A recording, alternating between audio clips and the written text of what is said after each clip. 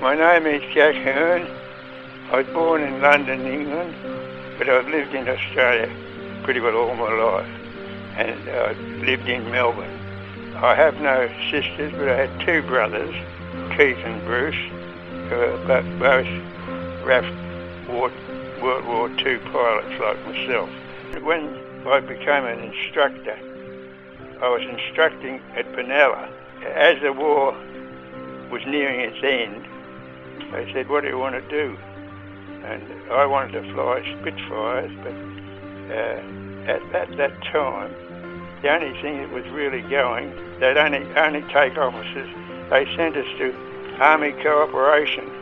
Now that was flying right down on the deck in your boomerangs that you asked me about, covering landings and things like that, covering the army while they landed. Now as far as the boomerang goes, it wasn't up to scratch as a first-line fighter, but it was very good for Army Cooperation, and they had good reliable engines in them, which was a plus. But every aeroplane is like every motor car you buy. They've all got their quirks. Something's not the best in the world, or it might be the best in the world. But it did that job all right. It was operational in Bougainville for quite some months. Now, we used to do a lot of reconnaissance over the jungle. Like, you can't see much at all in the jungle, so we used to get out and follow any track or any possibility to give you an idea where they were.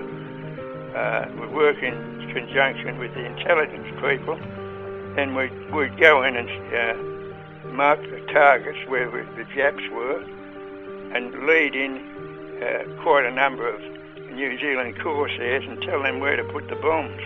It was peculiar in this respect. It was sort of, you weren't on the ground and you were sort of isolated, it's a bit hard to explain that to you, but like, for instance, one landing that did impress me, but the wrong way. We covering the landings, and they stuck barges on the shore. This is in Bougainville. It never got much publicity. Blamey was up there. General Blamey, he was head of the army. Like, as I say, they got these barges stuck on the coral and couldn't get them off.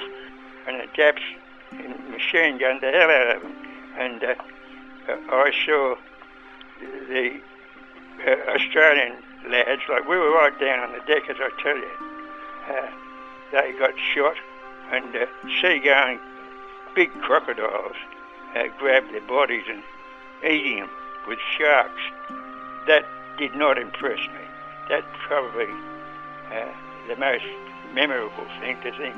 Like, they were only young guys, about 18 or 19, and sort of cut down and it was near the end of the war. It was a waste of life. As time goes on, the truth gets distorted. Like, people that weren't there, and you tell them about things, and it doesn't come out as it should do. But what I told you is right, because I was there.